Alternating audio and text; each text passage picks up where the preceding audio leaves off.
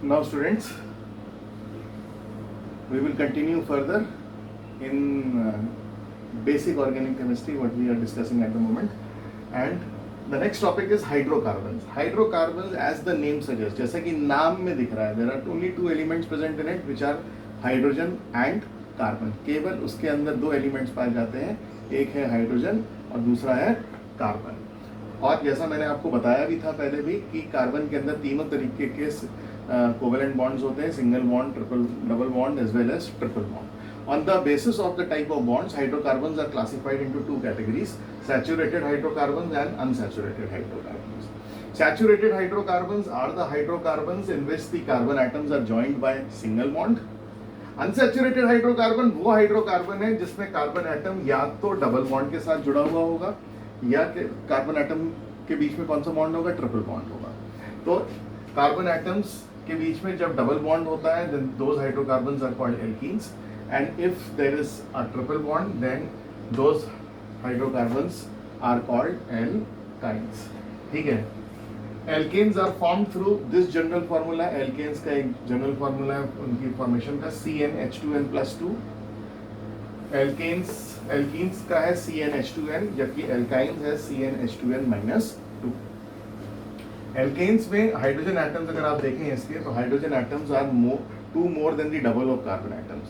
Hydrogen carbon के double से दो ज्यादा. अगर कार्बन एक है तो एक का डबल कितना हुआ, दो.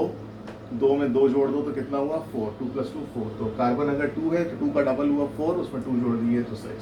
तो alkanes are form through this general formula. Alkenes का जनरल फार्मूला अगर हम देखें CnH2n, यानी hydrogen atoms are exactly the double of carbon atoms. अगर कार्बन 2 है तो हाइड्रोजन 4 होंगे, कार्बन 3 है तो हाइड्रोजन 6 होंगे. फिर आया आपका एल्काइन CnH2n-2. अगर alkanes hydrogen atoms are 2 less than the double of carbon. अगर कार्बन 2 है तो 2 का डबल हुआ 4. 4 में से 2 और कम कर दो तो कितना हो गया, 2. तो C2H2 C3H4. तो these are the formula of alkynes. तो alkane, alkenes and alkynes, saturated as well as unsaturated hydrocarbon. अब बात आती है उनका स्ट्रक्चर बनाने की. तो उनके स्ट्रक्चर भी बनाने होते हैं हमको. तो हमें मालूम है C2H6, हमें फॉर्मूले से पता चल गया कि ये एल्केन है, इसके अंदर सिंगल बॉन्ड है. कैसे पता चल गया? क्योंकि हाइड्रोजन जो है वो कार्बन के डबल से 2 ज्यादा है. अब एल्केन है, अब एल्केन है तो इसका मतलब क्या है, carbon atoms are joined by single bond. सबसे पहले मैंने 2 कार्बन एटम बनाए और उन दोनों को मैंने क्या जोड़ दिया, सिंगल बॉन्ड से जोड़ दिया. एंड आपको मालूम है, हमने पढ़ रखा है कि कार्बन की वैलेंसी कितनी होती है, 4 होती है. तो कार्बन की एक वैलेंसी तो इस कार्बन ने सेटिस्फाई कर दी, बाकी बची हुई वैलेंसी पे कौन आ गया, हाइड्रोजन आ गया. तो कार्बन की वैलेंसी 4 हो गई. इस कार्बन को अगर हम देखें 1 2 3 and 4, all the 4 valencies of carbon are satisfied by carbon as well as by hydrogen. तो कार्बन, हमेशा ध्यान रखिएगा कि कार्बन और हाइड्रोजन के बीच में सिंगल बॉन्ड बनता है. क्यों सिंगल बॉन्ड बनता है? क्योंकि हाइड्रोजन की वैलेंसी 1 होती है. तो ये आपको 11th क्लास में केमिकल बॉन्डिंग में और पीरियोडिक टेबल चैप्टर के अंदर सारी बातें बताई गई हैं, जिससे पता चलता है हमको किसकी वैलेंसी कितनी होती है और किस तरीके से वो बॉन्ड बनाता है. ठीक है. अगर हम इसको कंप्रेस कर दें शॉर्ट फॉर्म में, एक और तरीका है इसको लिखने का. कार्बन के साथ कितना हाइड्रोजन जुड़े हुए हैं, 3. तो CH3, सिंगल बॉन्ड CH3. उसी तरह अगर हम C2H4 को देखें तो सबसे पहले तो हमें पता चल गया कि C2H4 है कौन. Hydrogen atoms are double than carbon atoms, तो इसका मतलब ये कौन है, एल्कीन है. एल्कीन है तो कार्बन के बीच में कौन सा बॉन्ड बनेगा, डबल बॉन्ड बनेगा. कार्बन के बीच में क्या बना लिया हमने, डबल बॉन्ड बना लिया. अब कार्बन की 2 वैलेंसीज तो पूरी हो गई डबल बॉन्ड से.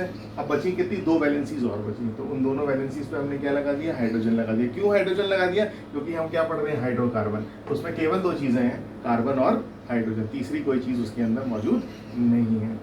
तो शॉर्ट में अगर हम लिखें तो हम शॉर्ट में कंप्रेस करके इसको इस तरीके से भी लिख सकते हैं, CH2 डबल बॉन्ड CH2. ठीक है. अगर कहीं कोई बॉन्ड नहीं है लिखा हुआ, इसका मतलब वो सिंगल बॉन्ड है. इसको ऐसे भी लिखा जा सकता है, CH3 CH3.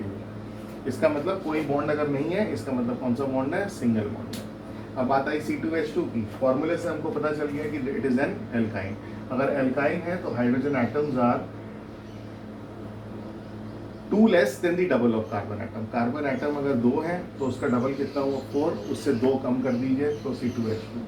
तो कार्बन एल्काइन है तो कार्बन एटम के बीच में कौन सा बॉन्ड होगा, ट्रिपल बॉन्ड होगा, तो ट्रिपल बॉन्ड बना लिया हमने। कार्बन की 3 वैलेंसीज तो सेटिस्फाइड हो गई, बची कौन सी 4th वैलेंसी, उसे किसने सेटिस्फाइड कर दिया, हाइड्रोजन ने सेटिस्फाइड कर दिया। I hope it is clear to you.